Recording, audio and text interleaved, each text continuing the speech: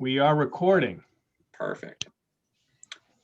All right, well, good evening, everyone. Welcome to the Hopkinton School Board meeting for Tuesday, December 22nd, 2020. We have a full board with us here tonight. Norm Gupel, Seth Aframe, Rob Nato, Andrea Folsom, and our student rep, Mia Richter, along with Michelle Clark, our business administrator, and Steve Chamberlain, our superintendent of schools. This is our last best meeting of 2020. So anything that you've saved for the end of the year, tonight's a good night to bring it up. So why don't we start with the Pledge of Allegiance? Sure, and see, do you see the snow? We sure do.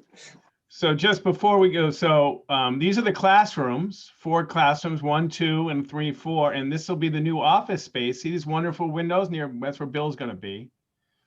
And there's the flag. Tremendous.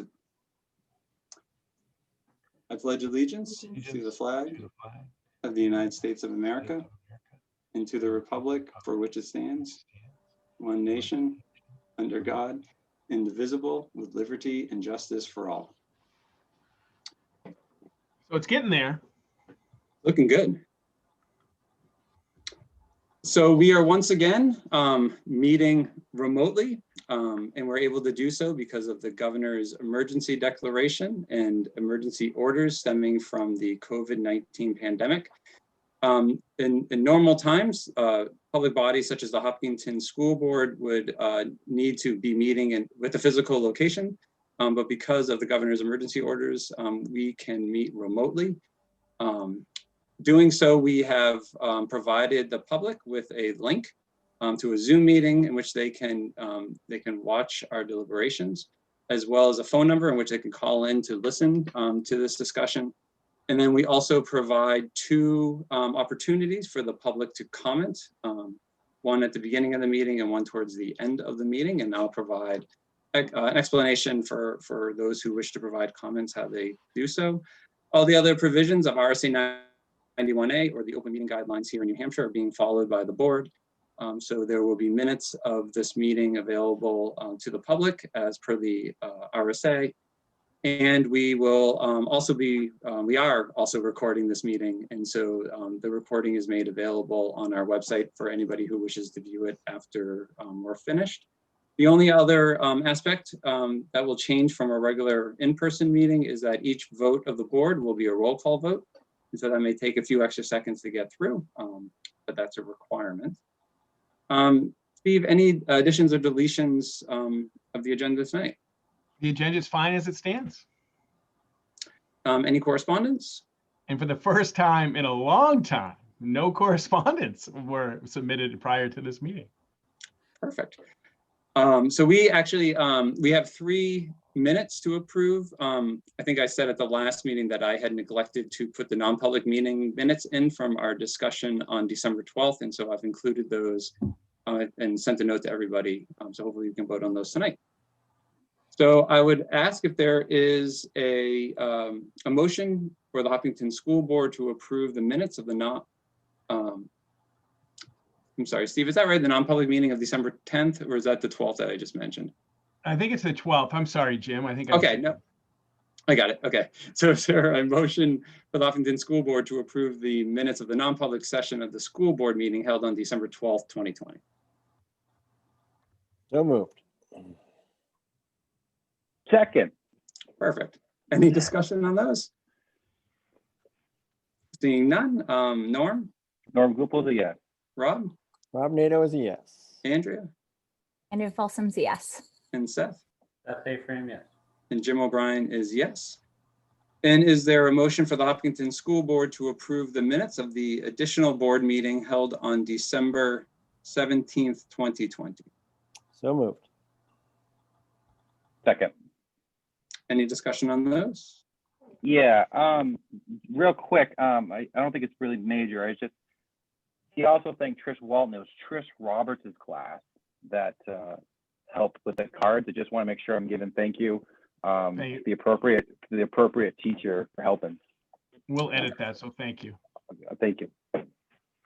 Any other changes? All right, hearing none. Norm, Norm Gupel is a yes. Rob, Rob Nato is a yes. Andrea, Andrea Folsom, yes. Seth, Seth A. Frame, yes. and Jim O'Brien is a yes. So those minutes are approved as well. So this brings us to our first public comment opportunity here at this meeting. So if you're attending this meeting and wish to provide public comments, I would just ask you to move your cursor or mouse down towards the bottom of your screen, and there should be a raise your hand button. And if you press that, that lets us know that you have a public comment. And so if you wish to speak to the board and provide comment, raise your hand. And as I said, there's an additional opportunity later in the meeting if you wish to provide comment. All right, so no one's raising their hand, and so we'll move on to comments from the Hopkinton School Board. Everybody's silent. Sure. 1 year ago, when we had our meeting last year, Jim, we were in person. And I remember bringing in cookies and kind of giving you guys a little bit, just some candy, wishing you guys all Merry Christmas. And I just really wanted to say to the board before we get into budget session and all that, I hope you guys have a great holiday this week. Spend some time with your family. Try not to reflect on 2020 and focus on 2021. But I just wanted to extend for my family and to Steve, Michelle, and all our teachers a very relaxing time off and a Merry Christmas. Happy Hanukkah to you, Steph. I know it was last week, but I wish we were in person so I could have celebrated wearing my hat and giving you guys some chocolate and some cookies like last year. But just wanted to extend happy holidays to everyone out there. Thanks, Norm. And you know, we accept cookies and chocolate anytime, so don't be shy to bring them over.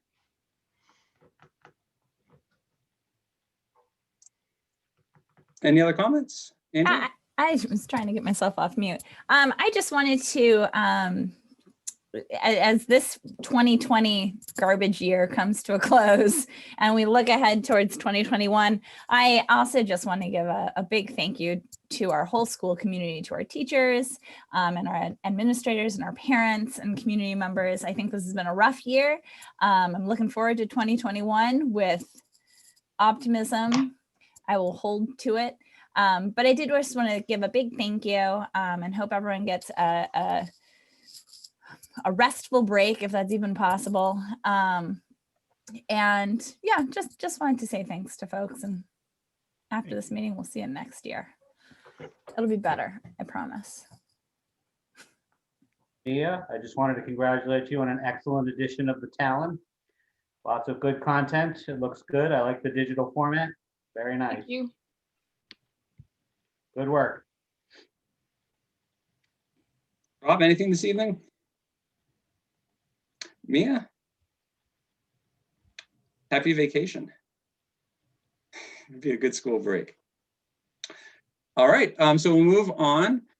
And the next agenda item is to see if we want to approve the collective bargaining agreement that the negotiating team is bringing forward.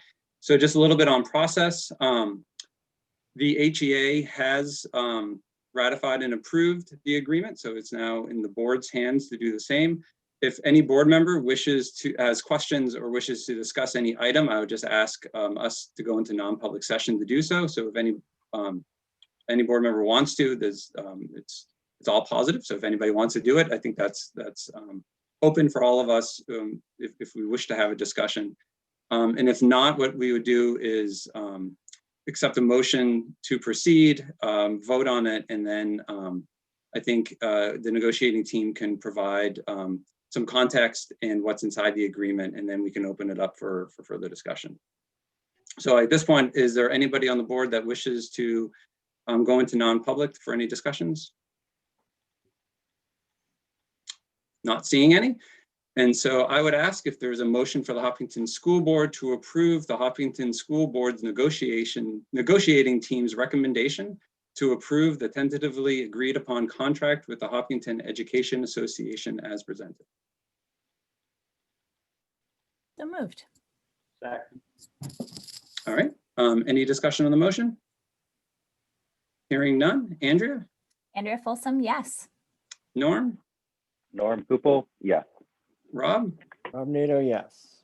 Seth, Seth A. Frame, yes. and Jim O'Brien is a yes. Rob, you need to abstain Oh, from yeah, this vote. that's right. You're right. Oh. Yep. Sorry. Rob Nato We might- gains, recuse, whatever the term is that says I'm out of the Either one of picture. those will work. Thank you very There much. you go. Thanks for the reminder, Steve. No And, problem. thanks. 4-0. 4-0. Yeah, so the vote would be 4 in favor and 1 abstention. Perfect. And so I'll start with sort of a description, and then I'll just ask Andrea, Steve, Michelle, anybody else on the team to sort of add their 2 cents as we go forward. In saying that, I just want to start off by thanking Michelle, Steve, and Andrea for all their hard work and a very thoughtful approach to these negotiations. And I also want to thank the members of the HEA negotiating team for their advocacy in working with the district and finding what we all think is a practical path forward that we believe works for all involved. That includes our teachers, the school district, and the taxpayers of Hopkinton. To begin, it's important to reflect on where we are. The previous HEA contract was defeated last May. We all know that. It was defeated by a handful of votes during our first drop vote back in May. I think it's fair to say that there was much uncertainty in our community at that time as to the economic and personal toll that the pandemic may bring to our town, our state, and our nation. While we have been living into our new pandemic reality, much, if not more, of that uncertainty remains. None of us have a crystal ball for what our new reality will be in the aftermath of this pandemic, or when that new reality will come. We do not know how the economy will rebound, how state government will respond, and how many additional job losses we will see.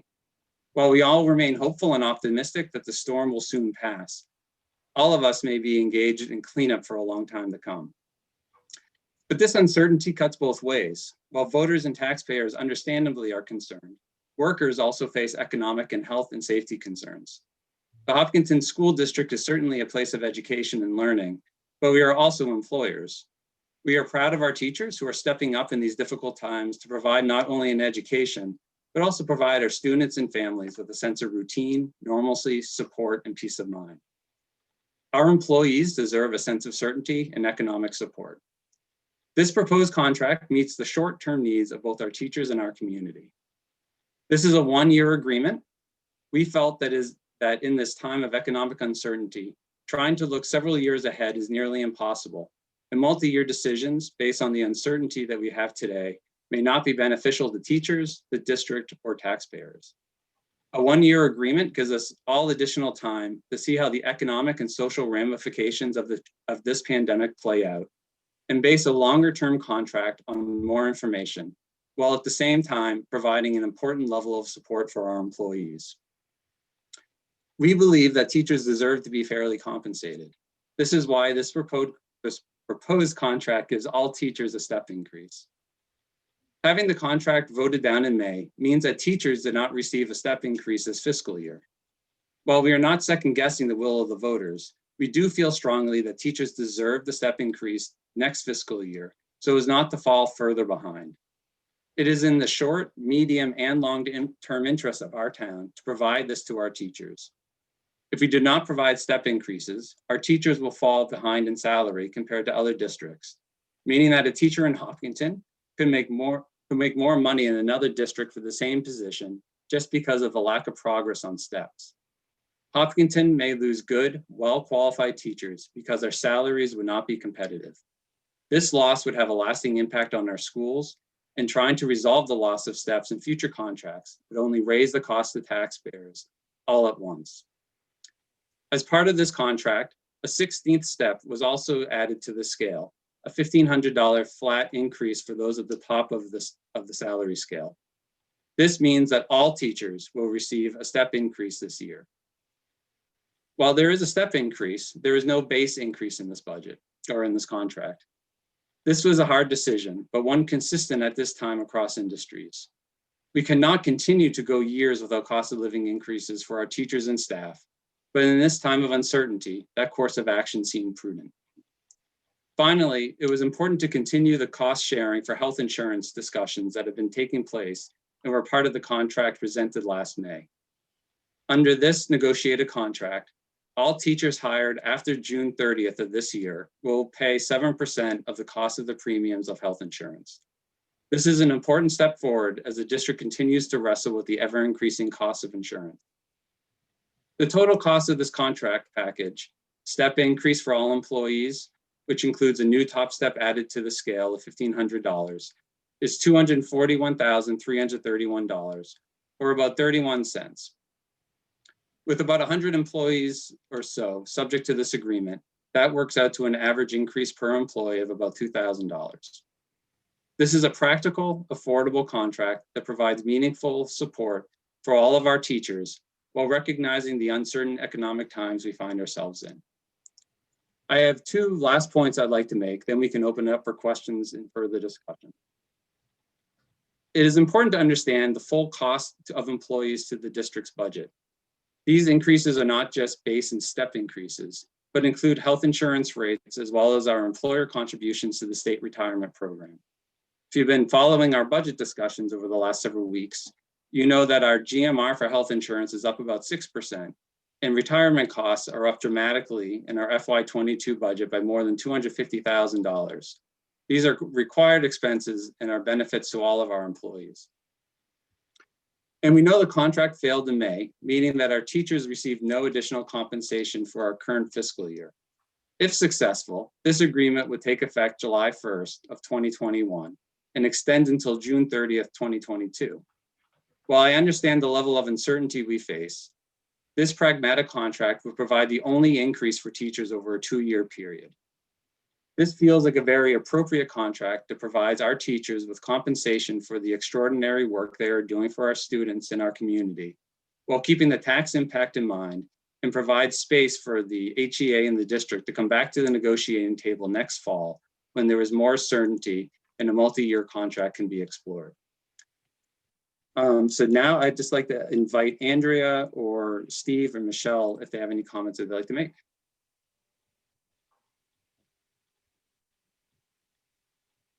I don't think I have much to add. The one thing I was thinking about earlier that I don't know if this is helpful for folks. I know that we've talked in here in the contract about a step increase versus a base increase, and just explain that those were not terms that were super familiar to me before I started attending school board meetings. And so I understand that they might not be super familiar to everyone.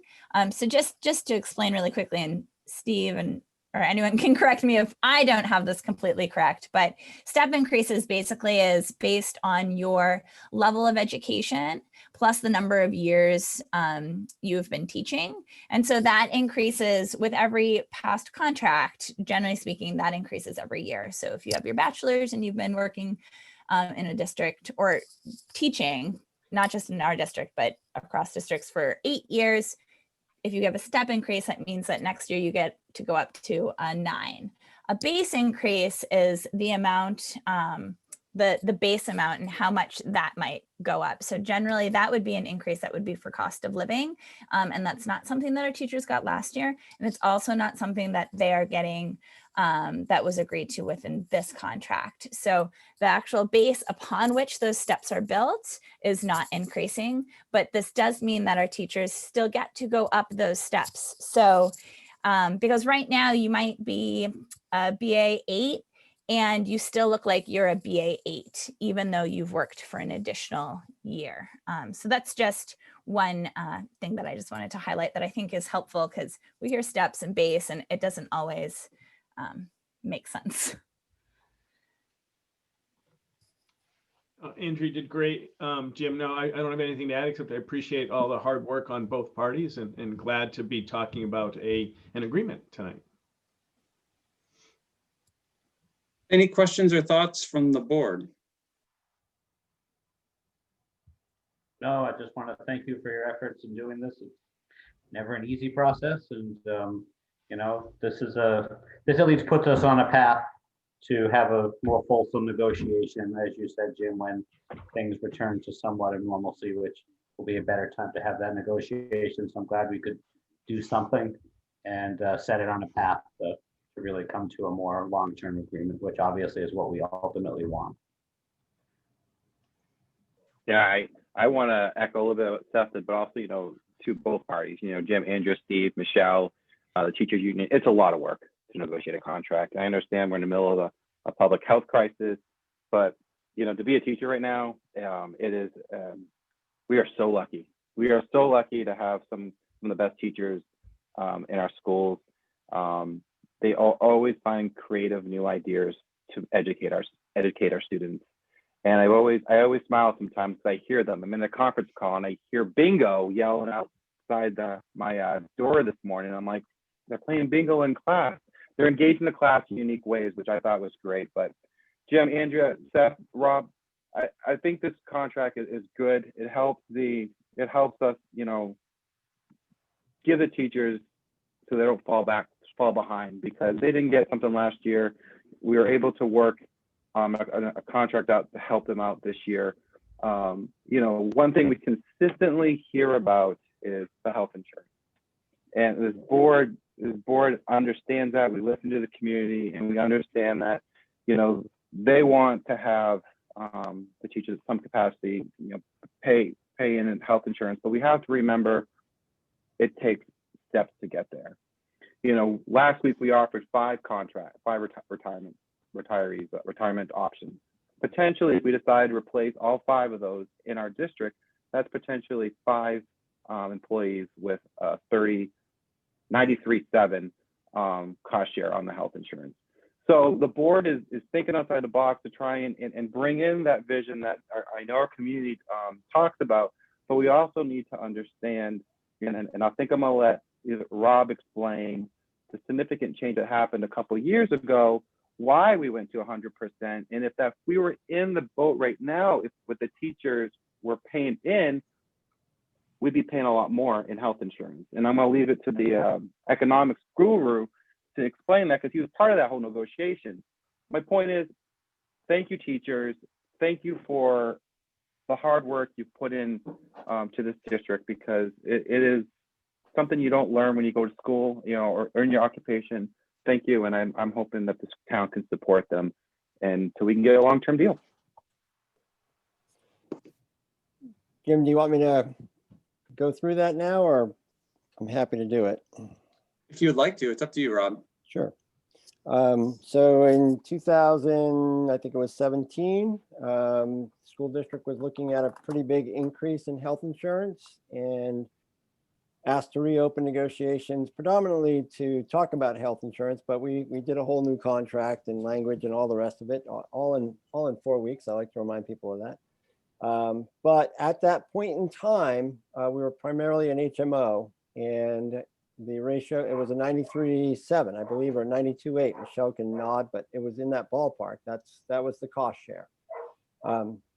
And so when a lot of folks see that now it is 100% by the district, what they need to understand historically was that change at the time saved the district somewhere, we went from about 28,000 for a family down to about 20,000 for a family. I think that was the range. And we were talking about $300,000 in savings by going to site of service. So it was a big win for the school district in terms of savings. In terms of teachers, yes, we were getting 100% of your healthcare paid for by the district, but you also saw sizable increases in deductible costs across the board, and it was not quite the Cadillac of plans that people had in the past. So that was the trade-off.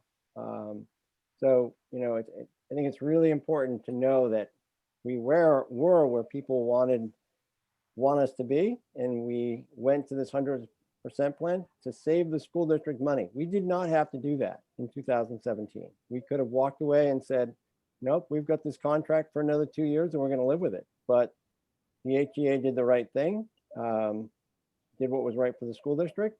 And I just hope that people keep that in mind when they come time to vote on this contract. And as Norm said, that, everything is a process. So good segue to the process from here forward. So the board and the HEA have each ratified the agreement, and so the contract cost will go before the budget committee and before the budget committee hearing. and then we'll go on to the warrant for March. And so I think, again, sort of to close it up, I just want to thank again, the HEA and the negotiating team for their work on this. There'll be plenty of opportunity for members of the public to ask questions and to sort of dig into the numbers and what they mean. And then my sincere hope is that, in March, that the town supports their teachers, supports the district, and supports this contract. The 1-year deal, the 1-year agreement we have put forward, as I think it's going to be good for the district as well as for the teachers to move us forward. So thank you all. So we'll move forward on the agenda to presentations and staff reports. And I think I'm going to turn it over to Steve. We just switched places on my Zoom screen, so now I'm very confused, but there you are. You got it. So let's see. Do you see December 22nd, something like that? Sure do. Great. So just a quick inward. So this is our 4th meeting with a focus on the budget, expense, revenues, some work on the trusts, looking at a tax rate. And we're just at the last board meeting, we talked about a percent increase of the tax rate, taking out the $414,000 facility project. So just a little bit about where we are. So we ended talking about levers. So the board has choices and decisions to make on 2 sides of the tax rate, if you will. One lever is the revenue lever and one lever is the expense lever. And all those work together to get to a tax rate that gets to a number which serves as FY22 board adopted, that will present it on, I think, the 13th of the budget committee and follow that pattern. So just as you're starting thinking about these decisions, where we are is the level of risk. When we talk about the fund balance, if we ask more from the fund balance, the risk is, will we have it? At tax rate setting time, will we have that funds, and will the board be able to commit to, or follow through on what was committed? So for example, the fund balance right now, that is what is left over after this year, is allocated to support some of the food service debt. We have right now $100,000 out of fund balance going into the maintenance trust. We have $25,000 out of the fund balance going into the technology trust. And depending on if we get all 5 people to take early retirement, there's about $60,000 there to support early retirement. And that would all become out of that piece. Article 10, we have 394. We've allocated 200,000 in our scenario. The question is there, really for the Article 10 is what happens in FY23? What kind of hole is there? Will we have enough to cover? Are you setting some up for a real spike in tax rate a year from now? The maintenance trust, do we have 100 out of fund balance to fund it? And also, where are we in delaying or taking care of that? And of course, the technology trust, if we decide not to do the trust, what kind of future that holds there. So those are the levers. One thing I didn't put up, but it's certainly an option, is the percentage of adequacy. We settled in last time at 97.5, and Michelle O'Reilly and I, though we say this all the time, everything is the board's pleasure, the board's decision, but going beyond 97.5 right now would be, again, risk. So those are the levers, if you will, on the revenue side tonight, if you think about it, and we'll have, with Mr. Goupel's direction, we have a little bit of a way to take a look at those. Now, the expense side, a couple of things to look at on the expense side. PPE, $100,000 there. There is, right, we're getting close to another CARES Act being passed, which does have money allocated for schools. Again, it's all risk. 100, if you wanted to reduce that to 50 or to 25,000, where will we be at the end of the year? But there's some funds there, which isn't programmed.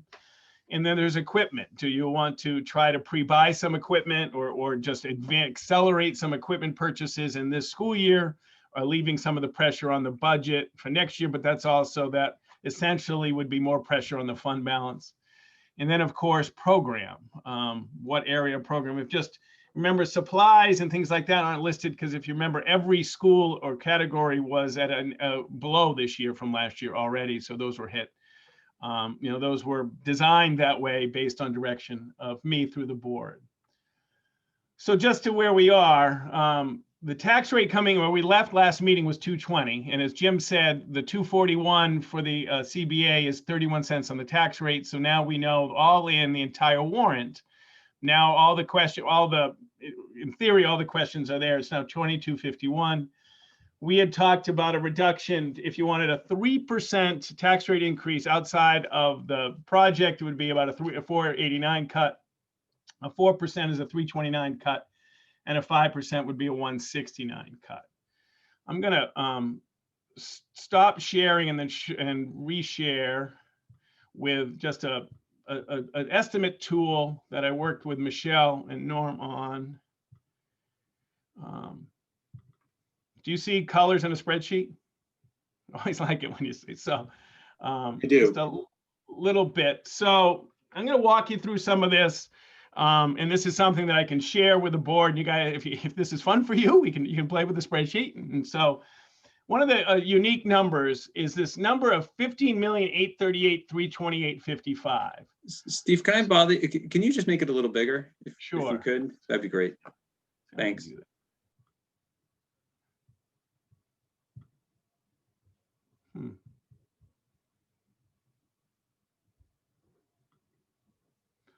Oh, almost, there we go. Is that better? It is, thank you. Yeah, it's better. Yeah. Thank you. I was a little nervous there for a minute. And so here's the 15,838,328.55. That is the amount, that's the assessed, how much that the tax is in this Hopkinton, that's how much the taxpayers pay. The budget includes all the revenue and all that piece, the $22 million number, right? But this is this combines revenue after revenue and expenses. It's about a 15,838. And so for that, the tax rate is 22, and you add the 31 cents, and that's where we got to the 2251. Right now, the trusts and things are built into that 15,838 number. So that's an all-in expense in the trust. Everybody okay? Now, right now, based on current values, we're taking 200 from Article 10. So there's 194 left. Right now, the fund balance is 492. Right now, we also, for the maintenance trust, we have 125 coming out of fund balance, and 100 out of in the expense side that we'd have to raise and appropriate for the expense side. How's everybody doing? Everybody okay? So one of the things that Jim and I talk about a lot is 100,000 is 13 cents on the tax rate. So if this works, if we increase the fund balance by $100,000, that tax rate should drop 13 cents. So let's hope it works. Okay, so now what did that do to the fund balance? Now the fund balance is now 592. You with me? So that's just an example. So in everything, and this is what keeps Michelle up at night. And this is the adjective, is how much we push the limits of these numbers, because we never want to be in a position where what we've estimated as the tax rate, we don't meet. And so right now, the 492 is large, because remember, it's not just 492. It's supporting food service, it's the maintenance trust, the tech trust, right? It's there, so it's not just that. But if you wanted to, and again, if you wanted to add 25,000 to the maintenance trust, and then I wouldn't touch the 100 there, because if we reduce the maintenance trust fund balance number, that's going to go into big fund balance. It's going to give us a whole next year. So let's leave that the same right now. Let's leave tech the same right now, that 25 grand. Let's take 75,000 more out of Article 10. Now we're down to 119. That's a little scary. This would be the most we've taken, but it is a tough year. We have taken 175 before. Now we'd be up to 275, and the board filled it last year. Now the $200,000 in the maintenance trust is the largest contribution, I think, probably ever. The last 2 years, and thank you to the board, last 2 years was 140 and 142. You know, looking back in 2012, 13, it was 25,000, 50,000. So the board's made a huge effort. And is this the year to make the largest contribution in history? We've got the building project going. We've expanded the building project. So let's just say we reduced that by 50,000. It's still 150 in there. And so now that was 100. That's down to 50 now. You with me?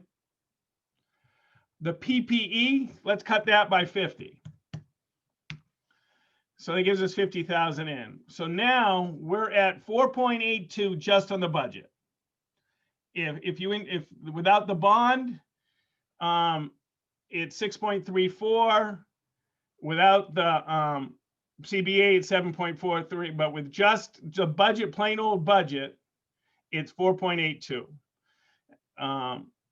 Now let's do some more expense work. One of the things that we talked about leadership today, and so we have 59 youngsters in second grade right now. And we have 7 homeschool people, that's 66. If that projected out, that's 22 per grade in third grade. That's something we have had before. If the board wanted to take third grade, I'm just going to put third grade so you know what this is. And that would be 89,000. So we're at 4.27%, excluding CBA, excluding bond. All in though, 8.38%, and our tax rate is 171. And the board can go as, continue to go as, so right now what we've done is we haven't really impacted program. We've impacted class size at third grade from 66 divided by 4 to 66 divided by 3, if it's projected that way. There's obviously the other stages in program. I mean, the board can adjust fund balance, it can adjust maintenance trust fund balance, it can do the text in the article. Other pieces, I mean, and we've gone through this as a group a few times, right? This is where we could get into varsity assistants, library assistants, pre-buying equipment, numeracy assistants, middle school sports, wood, technology, additional, blah, blah, blah. That's the next stage of historical programmatic priorities, right? We've always tried to mitigate. And then we could get down further and further. Norm, does that do what you wanted me to do? Yeah, it did. On the increase, no CBA, do you mean that's the increase with the CBA in the budget? That's where I just want to clarify a little bit. So this is the increase taking out the CBA, and this is the increase taking out the bond.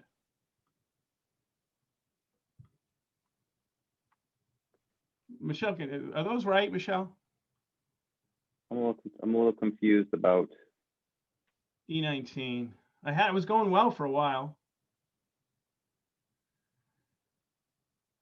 The bond is 31 cents. I took the 31 cents out. Bond is 53. Michelle can pop on and take a look at this as we're doing that. Let me speak a little bit to this, what my thought process was, Steve. Is that okay? Just to be a little clear to the board. So what I wanted to do was, I guess a little bit learned from watching a little bit of the select board and Jim, you could probably speak to this a little bit. They have a little bit of a budget process and where they actually are working in real time, in which they're making recommendations based on all the pieces of the puzzle in order to get to a specific tax rate increase overall on the budget. And what I wanted to do was I wanted to be able to have a discussion with you guys, in which last week we talked about as a board that when we were looking at the increase on the overall budget, from my understanding from everyone at the table, we all agreed that the increase on the bond was something that we were going to address separately. That's something that we discussed, that this town voted for, and that when we're looking at the budget impact as an increase, that's a separate discussion, because, we have a couple ways of looking at the bond, and real quickly, just to make it clear, when we delivered this bond at the district meeting, we had promised 1.15. Is that correct, Steve? Correct, not for evaluation, but you're right. For the old evaluation, it was $1.15. Evaluation adjusted, it was 88 cents. Correct. So, you look at the flexibility of what was committed to the town for 20 years. And now we are, of course, in a global pandemic where, of course, rates on bonds, where we're saving almost 30 cents overall for 20 years. The budget committee supported it 6-3, the board supported it, this town supported it. To me, when I look at the decision process, as a board member, it's my job to execute that bond. I do understand I need to be fiscally responsible with the decisions I made in this budget for this year, but I'm trying to narrow down the differences in the increase between separating the two, the bond and then the actual increase in the budget. And then I look at the savings potentially. I look at the savings that we can look someone in the eye and say, listen, over the next 18 years, it is essentially 31 cents less than what was promised to you at the district meeting. And we'd be having probably a lot deeper conversation right now if we were having that same rate that was promised at the school district meeting. Instead, there's that flexibility of 31 cents or so, where we can say, okay, you know what, we have some breathing room in which we can kind of adjust, the laws of inflation, for what is that. So for me, I wanted the board to be able to see calculations of the bond project. I wanted to see, what the collective bargain agreement, and then just the budget.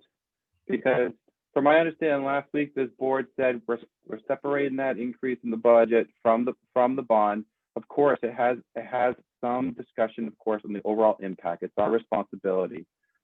But when it comes to reducing this budget, we're looking at the overall scope of this whole budget process from a decision that we made years ago. So I wanted to kind of take it in a couple steps with the board to kind of see where we are in that process of agreeing to, we are separating the increase from the bond like we did last week, how we adjust and at what percentage do we need to look at as a board to unite to be able to say, you know what, this is what's best moving forward for the town and for our kids.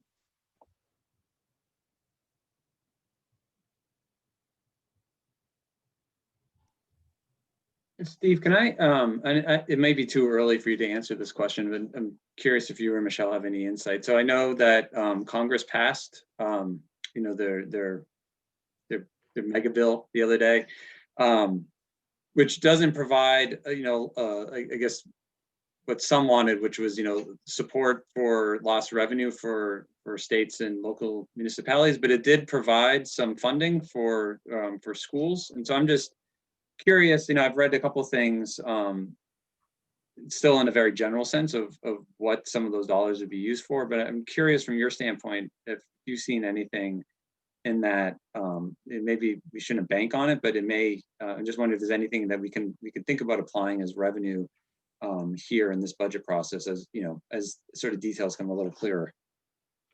I don't think we can consider it revenue.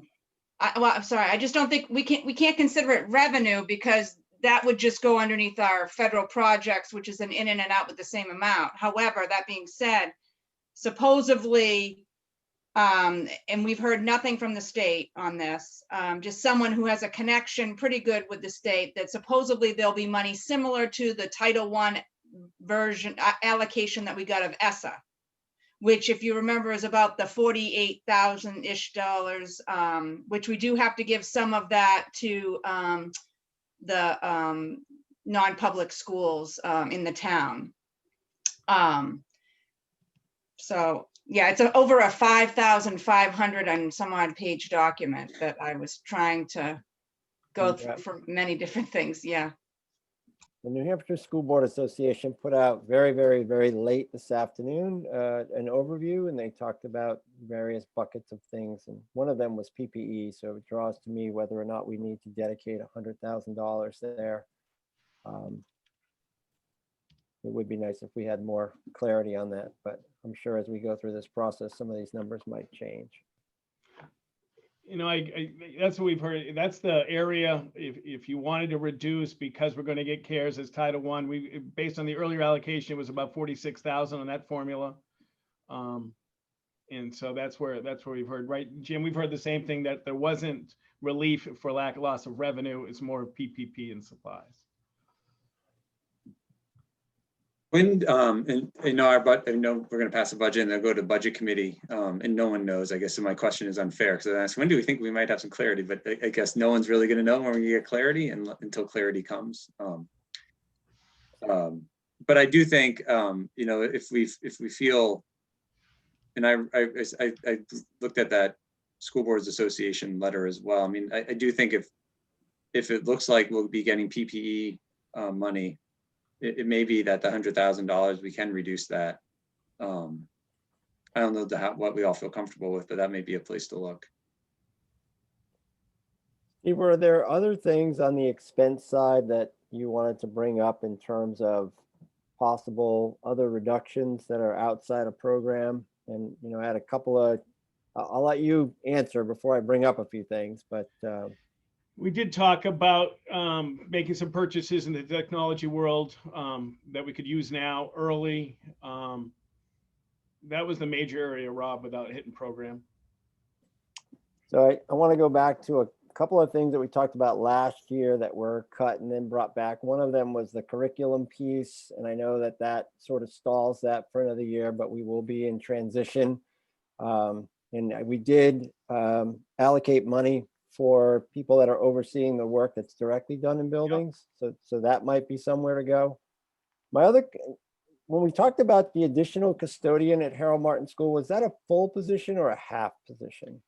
It was an additional of a half, and we needed, because we added 9,000 square feet to the building. Okay, so it was a half, not a whole. Right, it was changing a part-time to a full-time. Yeah. Just shot my whole thought to smithereens, but there you go. That's okay. And then, you know, I don't know if you'd given any more thought to, or if this represents the additional IAs perhaps dipping into the trust. And I know that's risky to go into a trust to pay for payroll, but it is a quirky year, and things could change next year where you don't need those IAs, or you may. You know, right, and Michelle talked about making sure our maintenance of effort is strong. No, it's an option. We really tried to just, you know, I mean, it's up to the board, but that would be an area that we'd be going into, that heightened risk area. We know we're going to need that, and that reduces the 170, but I mean, it's that type of year, Rob, I get it. I mean, it's a very, very difficult year. Yeah. Can you go back to your spreadsheet and just, so where we were at, what we changed to get to the 4 point, I think you said 3.7, just the budget. Just want to clarify that. We did 25 more out of fund balance. Yep. Change that to 517. We did Article 1075, that left 119.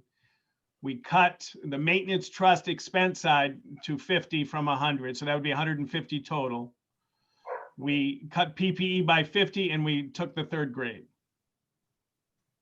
because of enrollment. Right. And we got to 4.27. And where we want, these are the areas, the 329 would get us to a 4%. And what if these we are don't, the ones we talked about last week? What if we don't roll the dice with the third grade teacher and leave that in? Where does that leave us for a percentage? 4.82. And this is more just a reminder. So when we spoke last week, I guess I'm wondering where we think our current year's fund balance is going to come out, because I know we talked last week about funding, and maybe we are doing, maybe I'm just confusing the spreadsheet. Is what we have here, is that funding 100% of the maintenance trust out of fund balance, or is it funding 100? Maybe I'll just stop there and you can explain, Steve.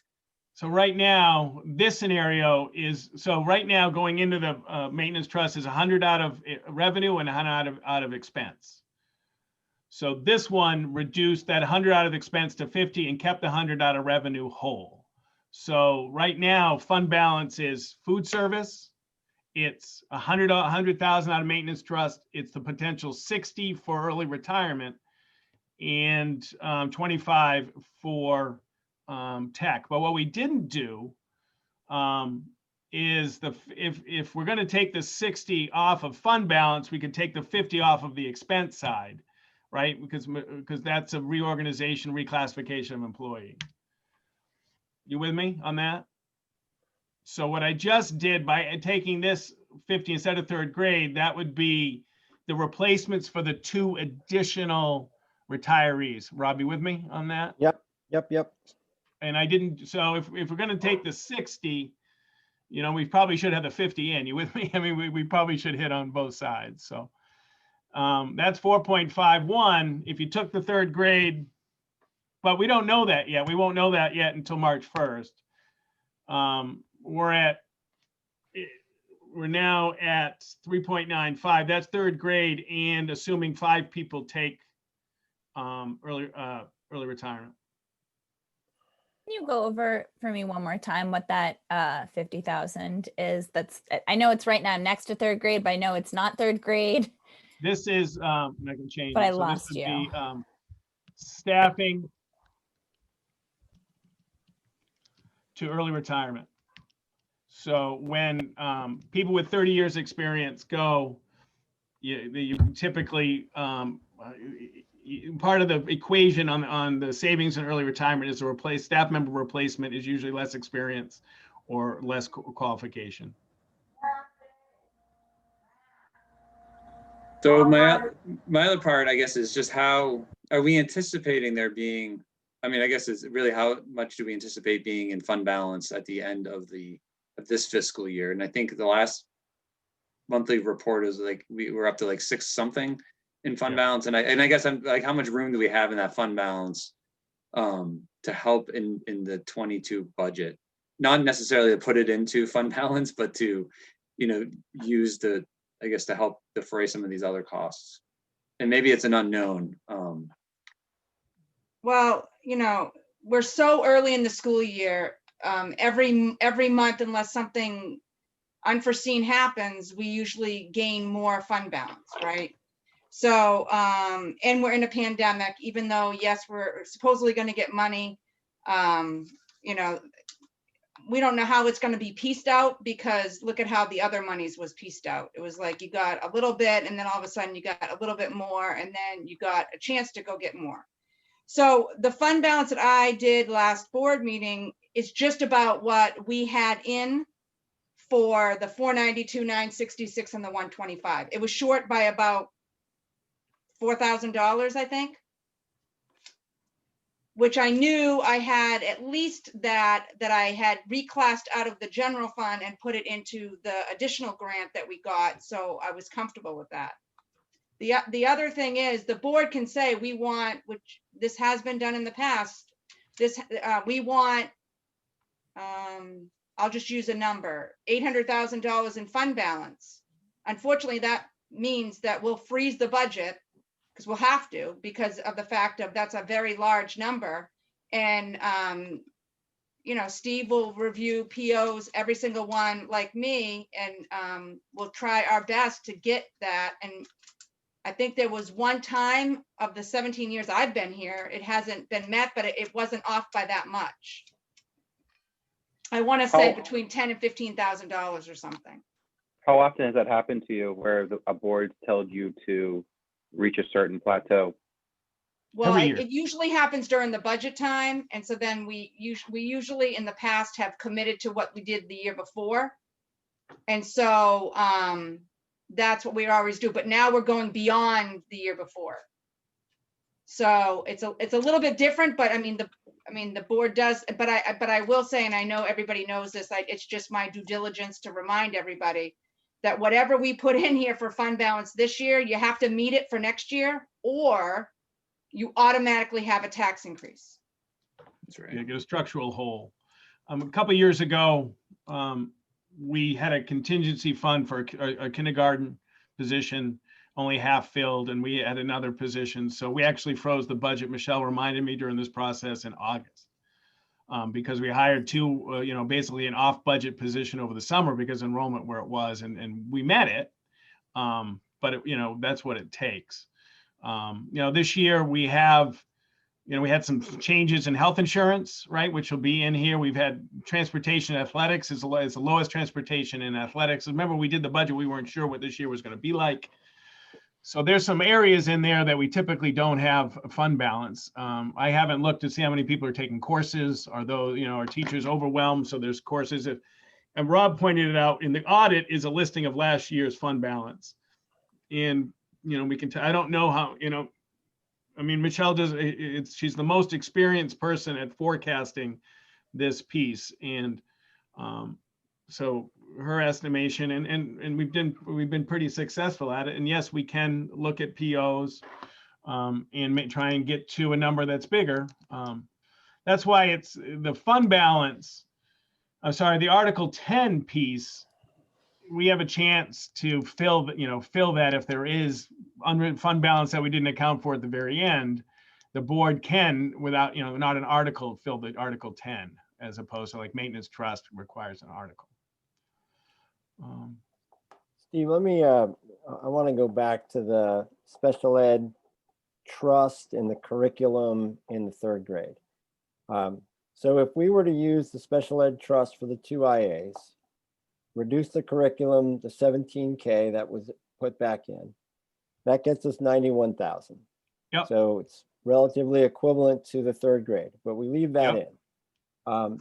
If we are at hiring time and we're still at this, 22 kids, and we can say we can roll with 3 teachers instead of increasing to 4, we've left that 89,000 in the budget, right? So that would help next year's fund balance potentially, right? There's going to be an additional 89,000 that we wouldn't be expending for that position, but it's there if numbers go up and we need to fill that position, correct? All true. And what the board can do in September is also say, you know what, we're going to take the 89 and do the assistance instead of the trust because it's there, and you didn't, but you have the reserve in that method. So if you took the 89 or you took the 74 and Rob, you're exactly right. You've restructured it, but you still have a salary in there if you need it. So that was my next question, and we could transfer that next year if we needed to. Yep. Well, given all that's going on and given where that percent increase is, and thinking of this as an increase over a 2-year period, my preference would be to leave in the third grade, to use the special ed trust. You've noted a number of times that we have not tapped into that. So historically, it's not a place where we go. And it gives us some flexibility next year to make changes to adjust both for our students and what's on the ground. And, the PPE, being hopeful, vaccines coming through, I would assume that there may still be some masking going on, but it seems like a big number. And that is hopeful on my side of the fence. So, if that number were 25,000 and we were going to be seeing another 40,000 from the federal government, I would feel comfortable with that. Said a lot there. So I just adjusted, I took 25, right, the PPE down there, and then I added the 91, which is the 74 plus 17. And now you're at 4.10. So Steve, I just want to make sure. So you reduce the maintenance trust amount to 25. So total, we'd be putting 125 in the maintenance trust. I hit the wrong one. Sorry. Okay. No, it's okay. I just want to make sure. But you put in the PPE. Okay. Yeah, PPE. I apologize. No, it's okay. Nice catch.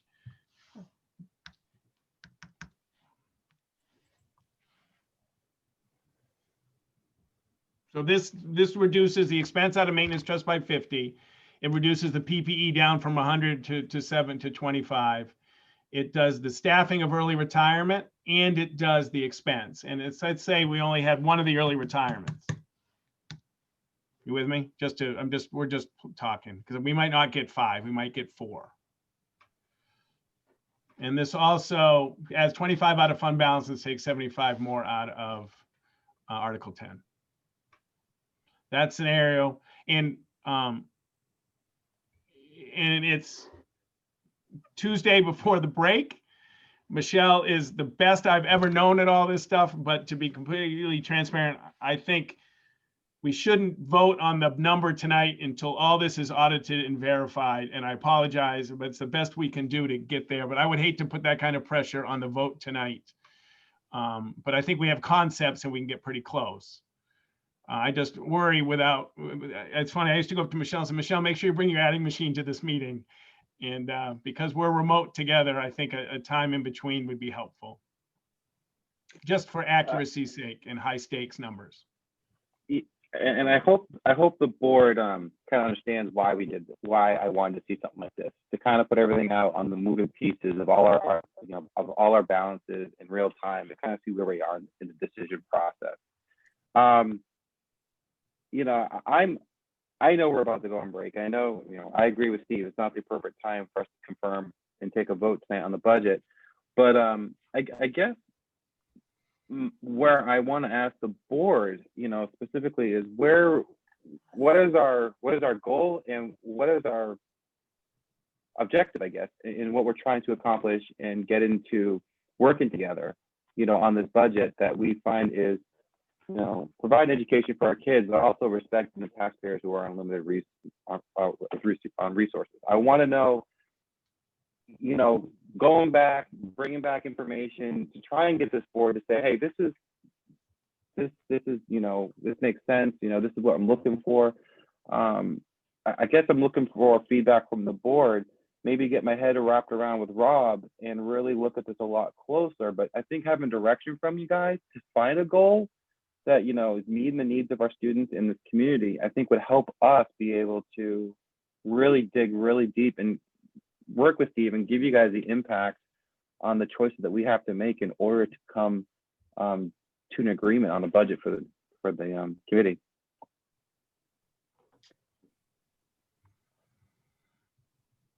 So, and this is maybe just, I worry a little bit about, and it's not so much for this budget, it would be just in future years. So I worry a little bit about funding the IAs out of the special trust, only because, I assume if those IA positions were 1 year, that we knew that at the end of next fiscal year that we wouldn't be, they wouldn't be needed, or those positions would go away.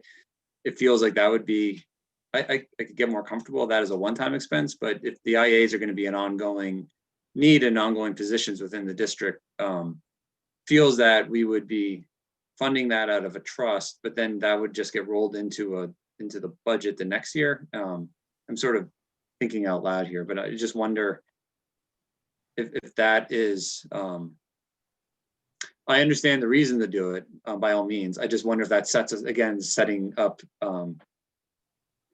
because we're not gonna be able to use that trust in a second year. We could do it once, but I don't think we could do it twice. And so anyway, I say that just because I'm not sure. It's a Band-Aid, it's not a solution, but maybe it's a Band-Aid that helps us get over a hump. But Yeah, I agree with you. I have the same concern and a little bit of trepidation in even putting it up there. But let's stay there for a minute. Steve, do we have any special ed costs that we think might roll off, transportation or otherwise, after next year, that we could feel comfortable using some of that for that? I'm not there. I think where we are with the student issues that Mandy and I, so no, I'm not. I can't look. Yes. I can't forecast that in the conservative. It would be very aggressive of me to forecast something like that. All right, fair enough. Well, Jim, what if we split the difference on the IAs and use, and did one out of that? And yeah, and then there is the third grade, which I know, again, I completely get the approach. And I guess and this is a question for Steve and enrollment. I know, like, to get to the 66, that's current, and make sure I actually understand it. I say back what I think I heard you say. So to get to 66, that's current plus the students who have left the Delta district. homeschool, yeah.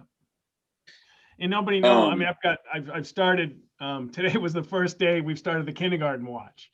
Remember, I report out on kindergarten through, I've called Jean Eaton to call Emerson and call the other preschools to see where we are, to start building that out. And Bill and I will have our fun trying to project where we are in kindergarten. The NASDAQ report is a little funky this year. It had, some numbers were down, but some numbers were up. So I got to follow through with them because there wasn't any consistency in their projection. So we're calling and trying to figure out, because kindergarten is very difficult, right? Because there's no precursor except what we call. But Bo Montessori, Emerson, and some others, Gene will call and try to build that spreadsheet to see where we are. Because that's another big important part of the puzzle that we just can't predict with any certainty. I guess like just a normal year, if we are a normal year, how many students, do we pick up going from 2nd to 3rd grade? Just like, what's a normal? Is it 3, 4, 5 kids would come in? Like, what sort of a net? Let's take, yeah. I'll stop sharing and I'll take a look at that while we do that. I mean, it could be an ish. It could be a Steve Chamberlain ish. Yeah, I want to say 5, but I can quickly pop it up. Okay. Because I was looking at it earlier. I was looking at enrollment today. And I guess I ask it because if we do anticipate those 7 kids coming back, and added that on top of our current enrollment to get to the 66, that may not be the extent by which like our normal student population grows. It just might be bringing back those kids, and then we get an additional 5, which then feels like we would have a need for another 3rd grade class. And so I just wonder if just adding those 7 kids back is appropriate, or we should plan on a few more, but I really don't know. So let's see, we went 63 to 59 last year to this year, 64 to 65 down 1, 73 to 82, 60 to 65, 56 to 59, 50 to 51, 52 to 56. So I think my 4 or 5 is pretty close to an average. Some years, nothing. Some years, one year we got 9 new youngsters from 2nd to 3rd grade. So if we chose to remove the 3rd grade, we'd really be rolling the dice. Yep. I guess both ways. One, that all 7 kids would come back, and there'd be no just normal growth in the district there. Yep. Okay.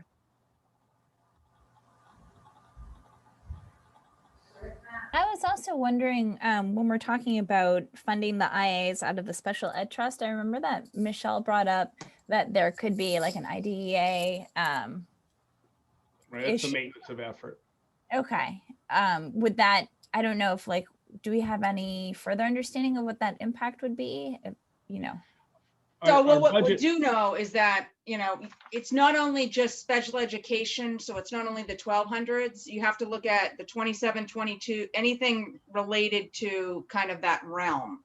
So that being said, I mean, I think you're fine doing, somewhere in the 50,000 range and still maintaining, but you also have to show is some of the reason why you changed your budget because of a new staff person, and then that factors in. So it gets a little, into the weeds, but you certainly don't want to go too aggressive there because of the fact that, we do have to show that we're maintaining. And I'll just say, since I'm talking right now, just, and you might not matter, but I'll just say it, that we don't know the ramifications of being in remote or hybrid. However, I can only see that we're going to have the need to do something that's not anticipated. And that's where I would think that would come out of the trust more than, and that's just my opinion based on what I've seen in my seat for, the length of time. That's all. I mean, Steve, have you and Mandy talked about there might be a lot of pressure on summer school next year because of making kids up and all of that? You would think that We've talked about comp ed, the comp ed requirements, and It's, again, it's very, very difficult to predict, but we have had the discussion. She feels like we're doing our diligence, but we're seeing what's happening all spring too. And what happens if we're another whole, half a year behind? But yep, we are talking about it, Rob. Well, I'll jump in and just sort of go back to Norm's question about where I'm at and how I'm thinking about comfort level with presenting this to the town. And I think about, what's the role, what I think my role is, Hopkinton schools look a certain way. We've established a norm as to what we provide for students in terms of class size and programs and extracurriculars. And I think this budget maintains all of that. And whether that's 4.25% increase or 4.75% increase, whatever those numbers are in that ballpark, I'm comfortable making that case that over 2 years, this is what it is. We've already been through that, about 600,000 plus of this, we have absolutely no control over. So it's one thing to, and I'm so concerned about people that struggle with their tax bills, but I don't want to lie to people and say, this is the fiscal reality that we're in. I'd like to make it go away for you, but none of us have that power without fundamentally changing our schools. And I think if that's something that's on the table, that's a voter decision. It's not a decision I want to make because that's not what I believe in. So I'm comfortable making the case for the budget in this range that Steve has laid out tonight. Very comfortable making the case for the bond and very comfortable making the case for the contract. And those are just economic realities, I think, that we need to share with people and walk them through it. It's as much a revenue problem as it is an expense problem. It's the reality of New Hampshire in education without fundamentally changing the school system that we have. Because the next thing that comes, and we're back to the scary list that we were in last year when we talked about sports, class size and program. I guess I agree with Rob essentially. We did backflips to avoid cutting all of those things that if we don't go with what we just saw, Steve just said, well, the next discussion is, well, which of those things are we going to cut? And if the town ultimately gives us that direction, it's look, you need to slash the schools. These required increases are too much. And we know last year you did all this work to save all of this program, but it's just too much. Well, we'll have to respond to that. But I can't imagine right now not making the case to say, these are the required costs. This is the thinnest budget we could do without basically going back to what we tried so hard to avoid last year. That just seems, I don't know. It just seems like we've gone a few months, we're right back to saying, well, we're going to cut the library assistant after we said that's fundamental to our school. Just without real direction from the town that you must do that, I can't see why we would do that now. And so this budget, I do see, gimmick's the wrong word, but I see us cutting some things close and taking some aggressive risk. None of it seems totally out of the box to me. And at least it's us as the school board saying, this is a pro-school budget that's sensitive as best as we can to the realities, but it preserves the program that we fought so hard to preserve last year. Which I guess puts me where Rob was.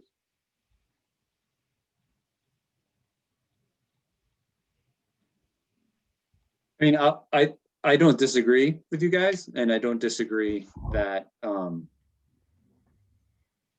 that there's not a lot of places. I think we've kicked the tires over the last 10 months to try to find all those areas where we could reduce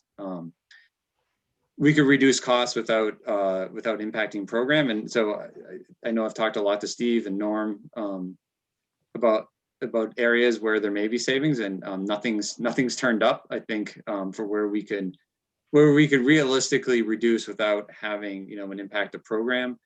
I do think we have an expense problem without a doubt that's out of our control. I think a lot of these costs, like retirement costs, are going up, and so there's definitely embedded increases that we don't control that are happening to us and a loss of student numbers and enrollment hurts us on the revenue side. And there's really, I mean, there's nothing we can do about that as a school district. It's a head count, and if you have less heads, you get less cash. And so I appreciate it. I worry. I guess I worry not so much about. I worry about ability to pay to some degree, but I just worry about sticker shock in the other, in sort of the other direction, and how to have the conversation. I think that, Rob, you brought up, how do we have that conversation with the community when we're not going to have a town meeting?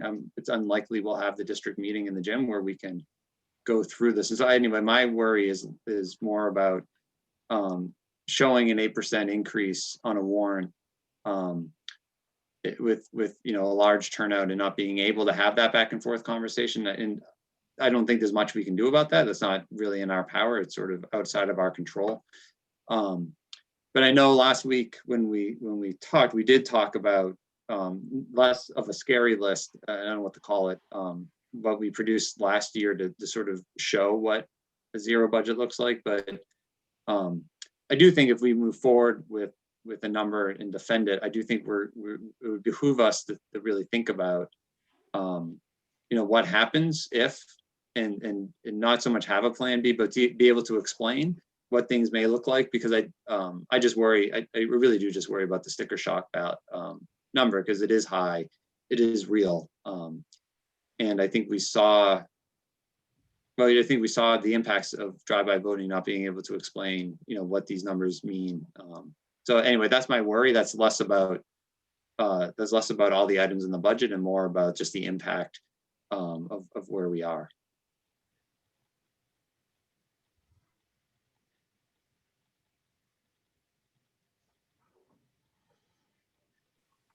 I guess I'm the only one who hasn't spoken yet. Yeah, I mean, I hear both sides. You know, there's a part of me that really wants to just go forward and support this in full. And I do feel that we could make a strong argument for it. But on the other hand, I also really worry about kind of a backlash, basically a swing in the opposite direction. And I guess where my head is at is, and maybe it is, you know, not something that we can even get to, but trying to find that sweet spot, you know, trying to thread the needle between those two things. Because we're going to have folks, you know, on either side who will either definitely support what we bring or feel that an increase is just too much no matter the circumstance. And so really I'm sort of focused on the middle and trying to figure out where that is, which is an incredibly wishy-washy answer and the reason that I've been frowning a lot. But you know, I like where kind of our heads were at this evening. I think we could probably do a little bit more of reductions, you know, not crazy. And I like this spreadsheet that Steve put together. I think it's actually really helpful to me to visualize things. But I guess, you know, I guess that's sort of where I come down is, on one hand, as a board member, I feel like I am here to help speak for the kids who don't vote. You know, kids don't vote.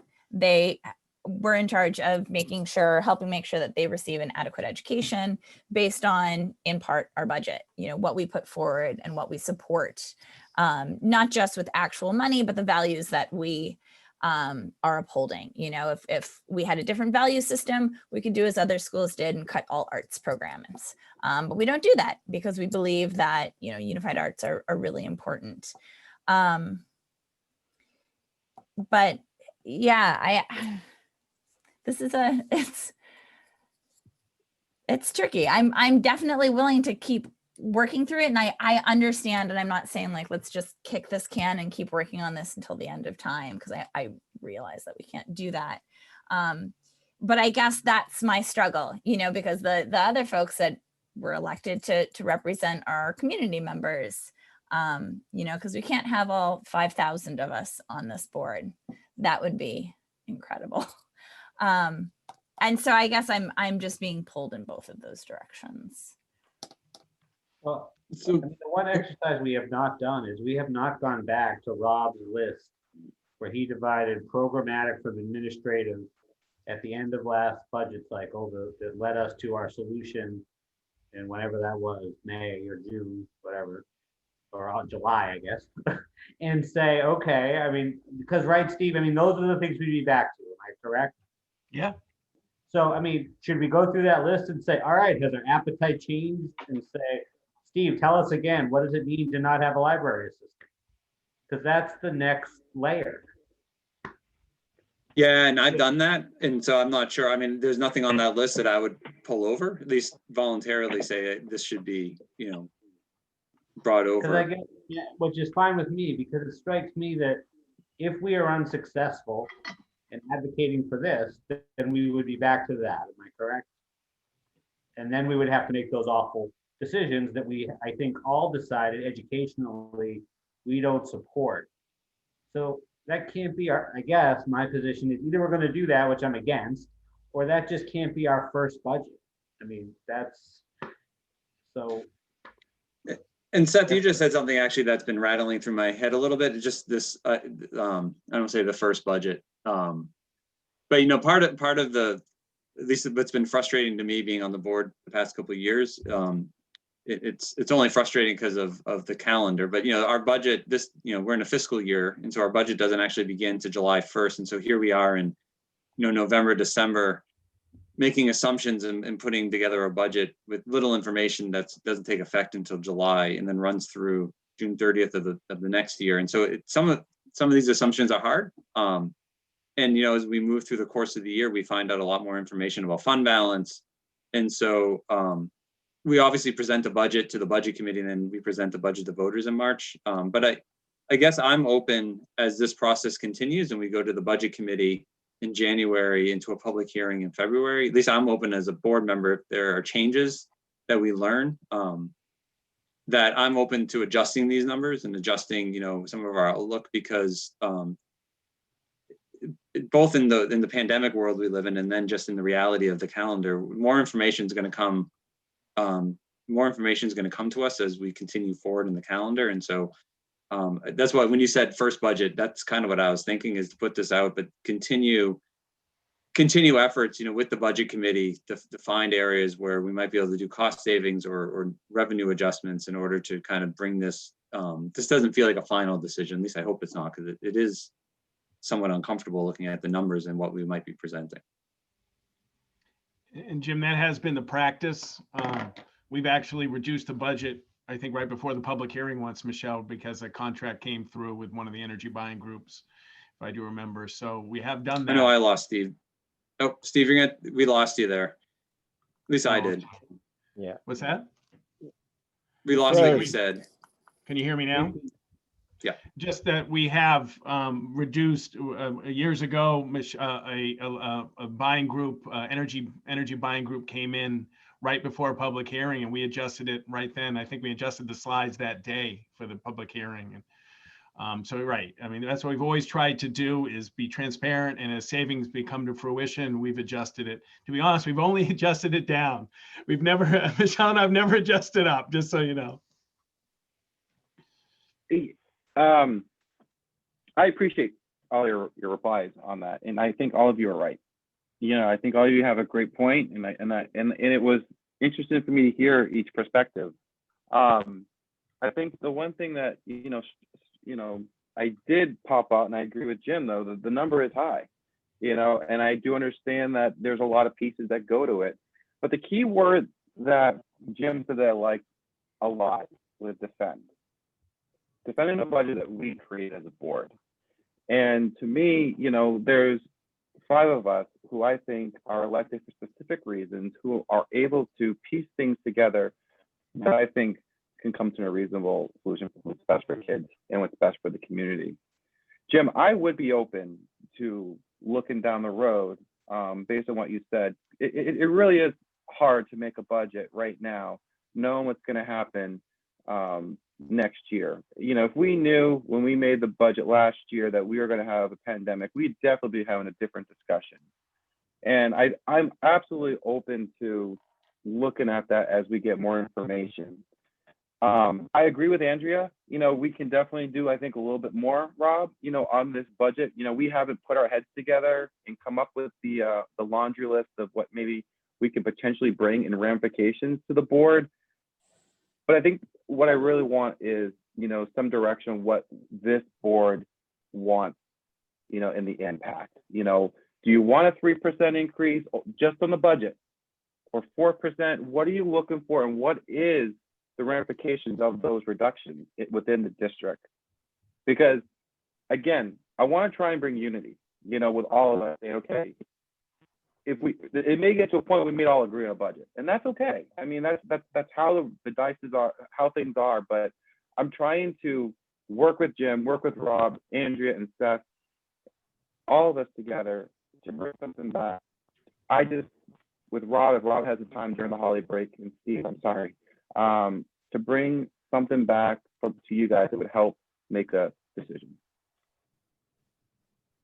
Well, I would like, you know, a 2% budget increase, but it's not realistic. And so sort of what I want doesn't really play to the hands that were dealt. And so I think what is practical and what's realistic is probably something around where we're at. I mean, I think we can go in and I think we could all reduce it by some, but we're not going to get to a 2 or 3% budget because because we've already identified we have lower revenue, we have higher built-in expenses, and none of us are really looking into taking a sledgehammer approach to our programs. And so what I want is sort of, it doesn't really matter what I want. It's sort of where we are and what we can actually produce and not sort of, again, take a sledgehammer to the good work of the district. So I feel, again, a little uncomfortable with the number. I understand it. I understand where we're at and why we're there. And I think we should continue to find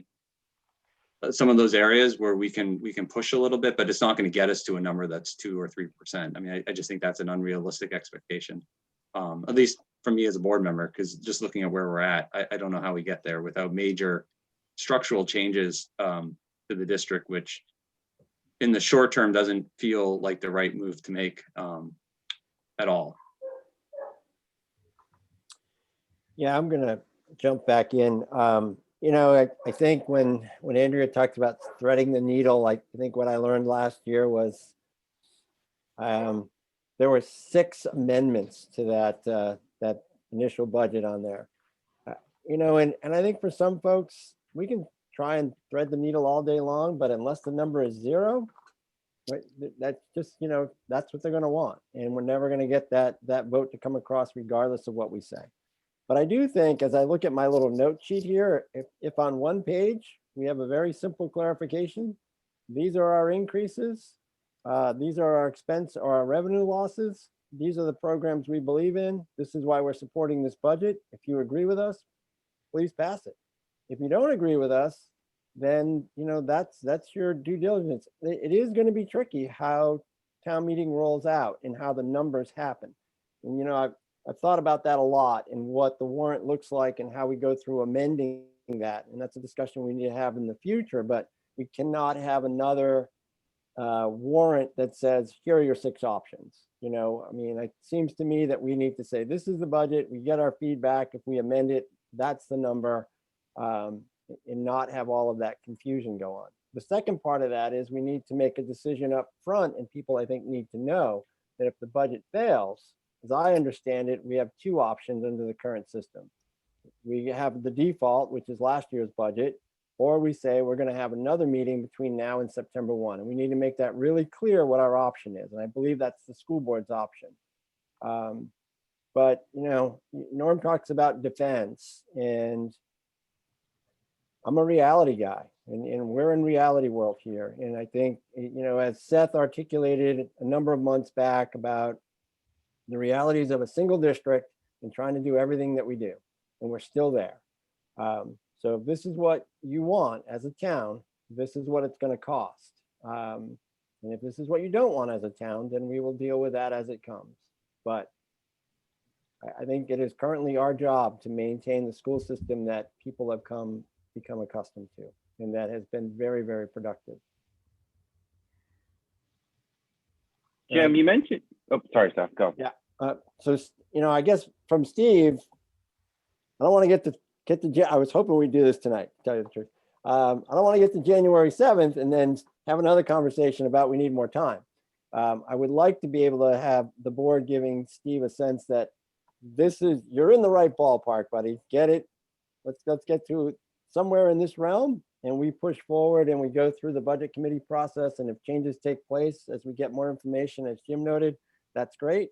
But I think we need to give Steve some direction, clear direction as to what's an acceptable range of numbers that we will, say yes to. I'll be quiet.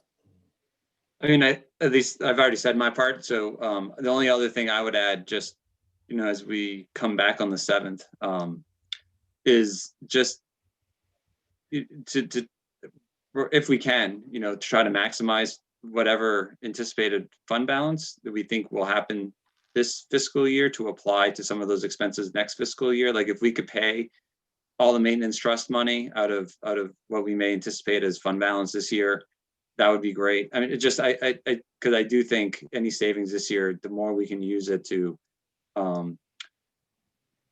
fund some of those other accounts to help us lower the tax rate, I think will only benefit us. And I know it's sort of it's hard to guesstimate those savings of fund balance, but we saw, this year some pretty significant savings where we were able to apply towards, the Chromebooks and other expenses.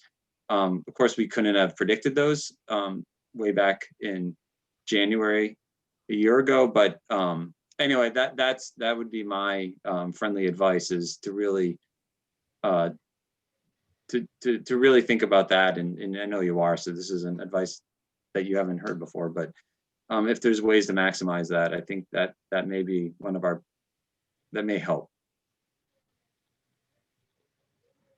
The thing that rattles my head, I know Jimmy mentioned 2% increase is what you'd like, but it's not going to happen.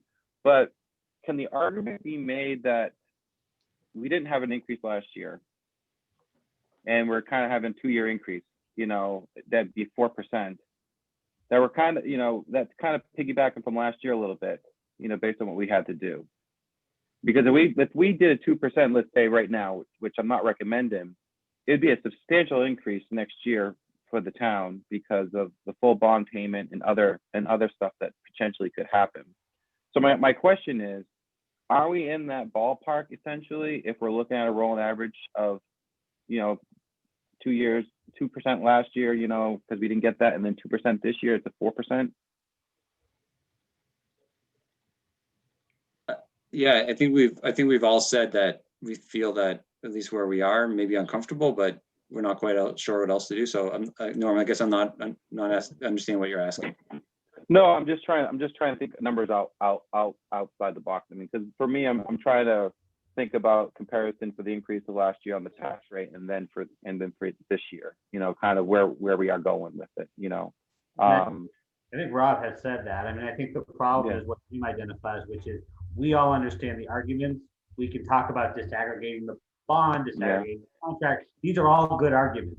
The question really is, how are we going to make them in the environment we're going to be in that's persuasive to enough people and to get them to listen to us? Because these are all good arguments. I understand them and I agree with them, but they take getting people's attention to listen to you, to look past the 8% and say, here's what it really is, because they're different buckets. And that's, that's our job. That's the advocacy piece. And Jim's right. We're going to be in a particularly difficult environment to do that, but we're going to have to try, right? That's really what it's going to come to. We're going to have to try to make these arguments to as many people as we can. And hopefully they'll say, well, when you say it like that, then I understand it better. Outreach. But they may not. They may not. And we may be back here, or you all may be back here in May. And, but what I'm saying is anything in this 4% or so range gives us, I think we've tried our best while maintaining program, and we know what the arguments are. We have to try to make them. Got it. Okay. And I think that's the marching orders. I think Michelle will verify, she and I will meet and we'll verify all the numbers and bring back a proposed budget value and each trust contribution based on this discussion, with, of course, some slight tweaking with Michelle, the fastest calculator in the East, and we'll get a solid verified number. So Michelle can just not rely on a spreadsheet that I made, that she can do her thing with her stuff and be real assured when we get that vote, if that's okay with everybody. Yeah, and I guess I just want to, and I think Rob, I just want to see where we're, at least the advice that we're giving on, I think the third grade, and then the use of the special education trust, only because I think those are important moving pieces, but I'm not sure that the board's giving you much direction on what to do with them. And so I don't really understand the third grade decision, because it's literally throwing a dart into the dark. I mean, you're telling me it could be 10 more kids, which would then create, I assume, when you get up into the 24 or so student range, Steve, we've never been that high. Is that right? Yeah, not in third grade. So, all right, then I don't want to do that. You know, if you tell me some other piece of data, well, I might come out differently. So I'm not sure really how I give that advice. And I know we've had that discussion, but you know, it just seems like an insane, it's just an impossible, it's an impossible question. It is, it's very difficult. And there's really two big variables at Harold Martin School for enrollment. One is kindergarten, which we don't know, and one is we have at least a better idea. That's why I wouldn't take two positions at Harold Martin School, because one of those will pop. But, you know, will we get some slight, you know, no, as you said, Seth, nobody knows. You know, in the past, we have hedged with a contingency fund, and that wasn't well received in last year's budget process. So I think, you know, we'll move forward either with, you know, basically using the special ed trust as a contingency fund, right? If we need the third grade, we'll pull the third grade. If we don't, we can take those. I guess, funds. I mean, maybe I don't understand the intricacies on it. Let's assume we said, well, right now, based on the 59 students, we don't think you need a third grade, but then you have 12 students who by May 1st say they're coming. What is the option then? Is there some way to? If sure, I mean, you can, as Michelle alluded to, you can freeze the budget to fund the third grade, because we believe that, you know, that's the highest priority and we save on all the other areas. Or then we take some money out of the special ed trust to pay for some stuff, and we do it that way. You know, or maybe kindergarten doesn't pop and we use the kindergarten for it. I mean, those are all, you know, different variables within the enrollment piece. Do we need all the additional sections somewhere else? I mean, it's all, you know, it's all a giant puzzle. And as Jim alluded to, we started this October 1, and we're not going to spend some of these funds until 18 months later. So it's an interesting endeavor with lots of experience by Michelle and everybody else. But it's also a very big number. I mean, that's we're all struggling with a big number. It's what risk do you want to take?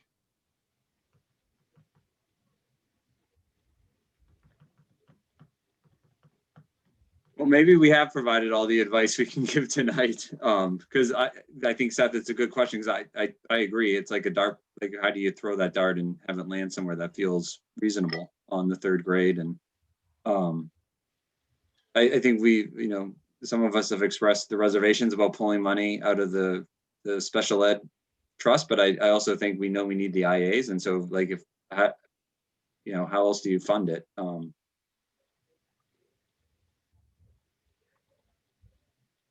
And another variable, right? And I mean, one thing that we can do is trying to reach out and trying to get some more information where we are in early retirement.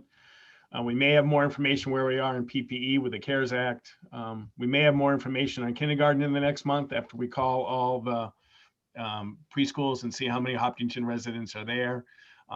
We have got, when Bill puts out, look, kindergarten registration begin, we get some people that way too. I mean, all those, as you said, Jim, although it will the fog will lift slightly over the next month.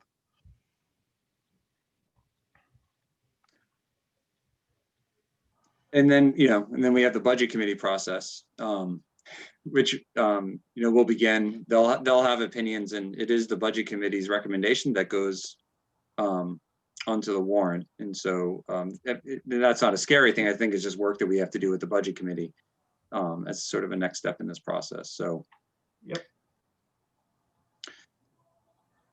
So not to beat a dead horse, but are we all set? I think at this point, moving on, do we have other thoughts? Provide Steve and Michelle. It sounds like we're going to come back on the 7th. And my anticipation is the numbers that we'll see back from Steve and Michelle on the 7th will probably be in line, with those numbers that were on the spreadsheet, and maybe some changes around some of it. But I guess I haven't heard anything that's going to dramatically change those numbers on the spreadsheet at this point. Can I ask one question, just different? Really. So the plus contracts that you use at the high school to provide sort of extra capacity, what does that add up to? Right now we have about 0.8 of a position, so 4/5 of a teacher. And those additionals, that's additional art, additional science, additional unified art in that area. So about 70,000, 60 to 70,000 total. A little over 70. I'm just trying to see, so, if you hedge and you lose your bet on 3rd grade and you have to have that teacher, can you have a little less at the high school than you want to have and try to, average it out? I mean, I'm just trying, which I guess is welcome to the world. Yeah. Yeah. All right. And just finally, just to go through the warrant a little bit, I just want to make sure, because Michelle and I are going to present a warrant. We are going to have a warrant increasing the tax rate stabilization to 5%. That'll be an article on the warrant. And we will have an article establishing a tech trust. And we will have an article ability to use the interest on the project. Everybody okay with those? And is it? Oh, sorry. Quick question. Is it going to say 5%, or is it's going to say fullest extent of the law? Correct. So we don't have to keep doing. As long as we get approval from DRA on that language. Right. DRA is a little funky, but whatever the legal and DRA approve, I know Michelle will put forward. But we would like fullest extent possible. That way we don't have to go back. I love it. Okay, thanks. So now those will be on the warrant, and then we'll have draft contribution levels based on this conversation, and we will have a number presented in board notes, so you can actually think of, so you can digest it a little bit prior to the meeting. And Steve, that spreadsheet that you presented, would that be available for board members in our folders? Yes, I'll share it with you all because it's live, and then Michelle's going to have to just review my work a little bit because there's a little funkiness at the bottom, and she is an expert and she will help me. But as soon as we get that so that she's comfortable with it, I'll share it with all you can play. You can have some fun. That's what that was fun for us today. Yeah, thanks for making that, Steve. I just wanted to give the board a little bit of a overview of what my mind thought process was, and I appreciate the work you put into that. Thank you. I'm sure Rob remembers it looks very similar to the health insurance decision-making tool that you and I worked and Michelle worked with a few years ago. Thank you. I appreciate this discussion very much. And for a Tuesday night, 2 nights before, it's pretty good work, everybody. So thank you. All right, Steve, don't go anywhere because you're going to be up next to talk about operating and learning in a global pandemic. And then you have several updates to provide. So hand it back over to you. Sure. Just want to make sure I got to the place. So in the folder, I met Amy Cook, the school nurse at the high school, has met with Dan and then brought it to all 3 nurses. And then we had a discussion about it today. And there's a draft in the folder, if you caught it, was put in after our meeting today. So what a procedure is being established on what to do with If you have a potential COVID diagnosis, how do we deal with that? If you have a positive diagnosis on a team, how do you deal with that? If multiple members test positive, how do you deal with that? Opposing teams prior to and a positive COVID following participation. So all those scenarios have been worked out with Amy, vetted by all the nurses. Dan is getting ready to send that out. A couple of themes.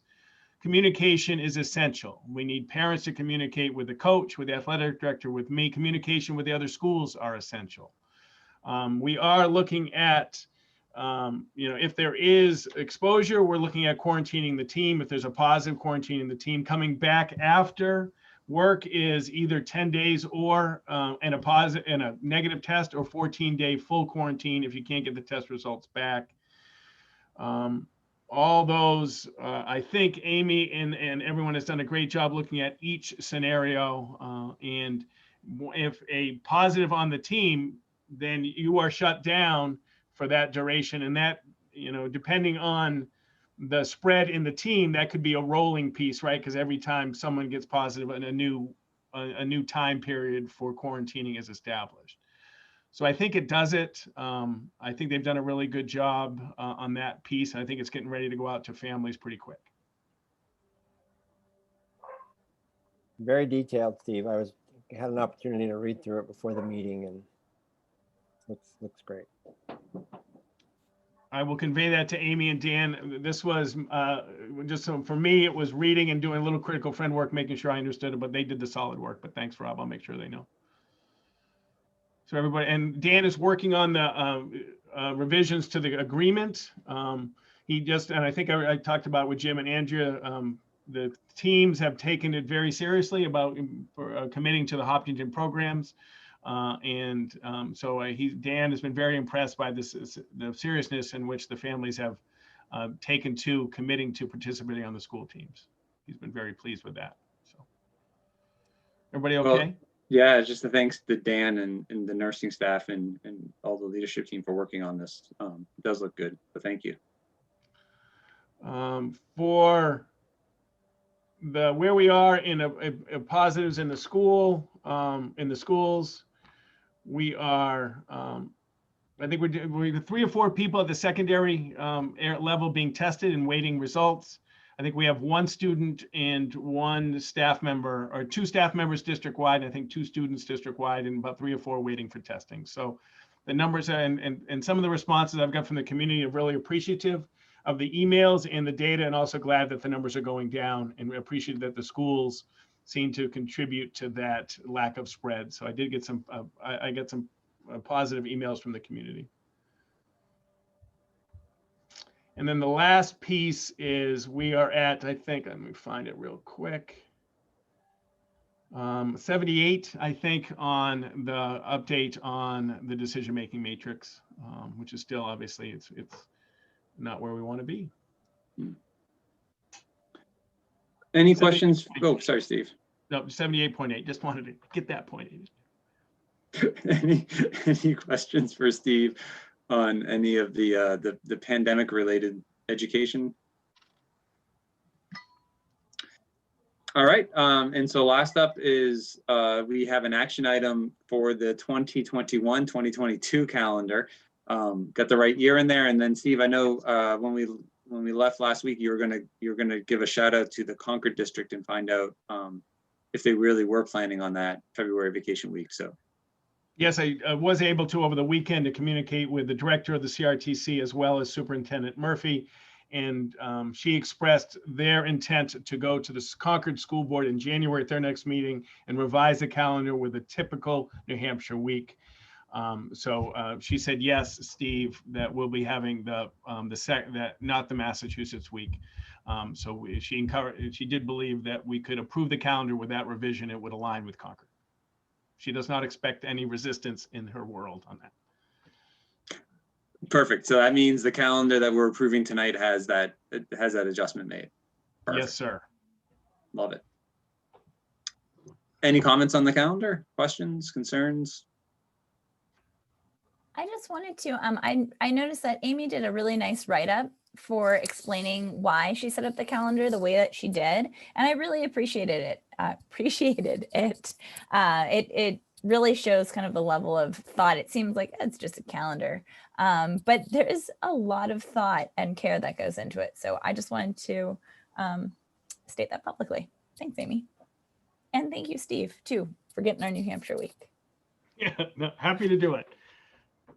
I'm glad to get the calendar with the correct year going forward on the action item today, or at least I hope it's on the action item correct. It's been a long week. All right. So this brings us to our second opportunity for public comment this evening. And so if you're still with us as an attendee and you wish to provide public comment, I just ask that you, I don't know how to ever describe this. I guess move your cursor to the bottom of your Zoom screen and there should be an option for raise your hand, which then will alert us that you have a public comment.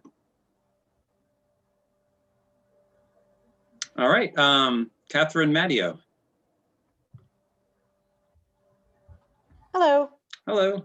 Catherine Matteo, 108 Park Ave. I don't have a comment, I have a question. Is that okay? Sure. Okay, it's about the food service. Can maybe, and I've probably missed this, it's probably been like gone over a million times. Like what happens when, like, I know we set aside some money anticipating a deficit this year, and then I'm just wondering, like, does that deficit eventually get reimbursed from like the federal school lunch program or anything, like in like the following fiscal year at all? I just, if someone could tell me how that works better, because I don't get it. That's it. No, that's great, Catherine. You're not alone. I think I've heard food service for 3 years now, and I still don't know that I fully appreciate it. So maybe Steve or Michelle could help us on this one. Sure, I can start and then Michelle can pick up. So the food service department, there isn't any budgeted funds to support the food service. All the health insurance, all the personnel costs, all that is with the goal of self-funding during the process. But I used to say that's a lot of tater tots to pay for the health insurance and pay for all the salaries. So we get reimbursement for our free reduced from the federal government, and then all the lunch fees that come in go, and then the deficit is picked up through a transfer of funds to make that whole, because you can't, at the end of the year, we have to make it whole. We can't run a deficit past the year. And the board, and full credit, Michelle has always put forth to put some support in the school budget for that program. And then we've reduced it to take it out of fund balance just because of the pressure on the budget. Michelle, can you add anything, or would you kick me under the table from long distance if I didn't do? No, no, you did good. The only thing I would say is if you look on the school district website underneath the Department of Business and look at one of our financial statements, that might help out too, to understand things, because it does show every month what the deficit would be. And that deficit is in a negative amount, and that's included in the additional expenses for the general fund that are up above that number. And if you, after you look at that, if you have any questions, definitely reach out to me and I can help you explain it. But that might help a little bit too, to understand the state does not, the federal does not. That's kind of a given of what they have to give us based on what we sell. Or in essence, what I shouldn't say sell, what people take, and then the rest comes from the district.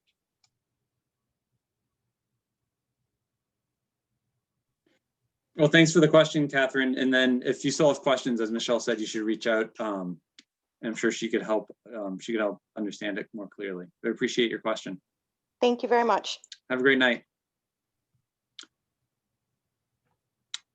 So at this point, I don't see any additional, Amanda Gilman. Good evening, Amanda. Hi, everyone. So believe it or not, this is the third meeting in a row where I have vowed to not say anything except a heartfelt thank you. And I swear that's all I intend to say. So I only have a simple question, but before I do that, thank you all for the gift that you're giving this community, these students, everybody, because, you know, while you receive a lot of criticism, you don't hear a lot of feedback about the good that you're doing.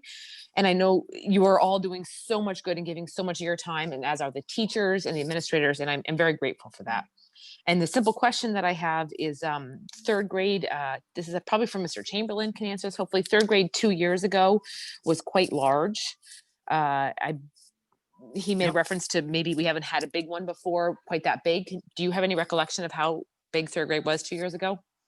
Yeah, the class size was still about 22. So that's, I mean, we haven't had a class size of 24.